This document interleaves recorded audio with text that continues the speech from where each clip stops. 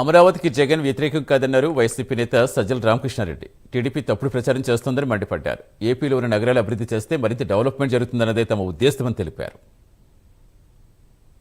ఏది అనట్లా జగన్మోహన్ రెడ్డి గారు అంటున్నది ఒకటే. ఇది ఎక్కడి నుంచి మొదలైంది?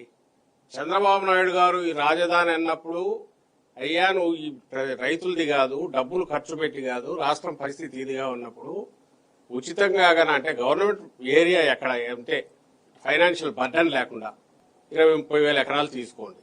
లేని పక్షంలో న్యాచురల్ ఆర్గానిక్ గా పెరగడానికి వీలుగా చేయండి. అసలు ప్రతిపక్షం చెప్పాల్సిన అవసరం చంద్రబాబు నాయుడు ఆలోచించుకోవాలా. నువ్వు ఇల్లు అసలు 10 ఏళ్ళు హైదరాబాద్ లో ఉండడానికి అవకాశం ఉంది. ఎవరు పరిగెత్తుకుంటారమ్మన్నాడు ఇక్కడికి?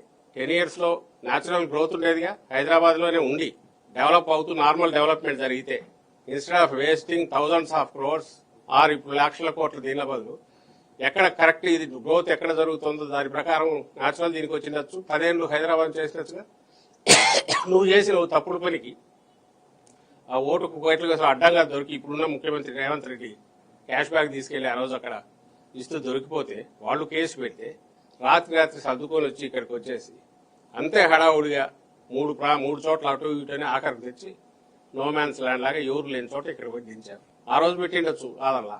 అప్పుడు జగన్మోహన్ రెడ్డి గారు రాగానే అప్పుడున్న పరిస్థితులు అక్కడికి సంబంధించినంత వరకు ఆల్టర్నేటివ్ రీజనల్ డెవలప్మెంట్ లో గ్రోత్ డ్రైవర్ గా వైజాగ్ పనిచేస్తుంది. కాబట్టి సీట్ ఆఫ్ ది గవర్నమెంట్ అంటే హెడ్ ఆఫ్ ది గవర్నమెంట్ అందరు అక్కడ ఉంటే మోర్ ఫోకస్డ్ గా ఇది అవుతుంది.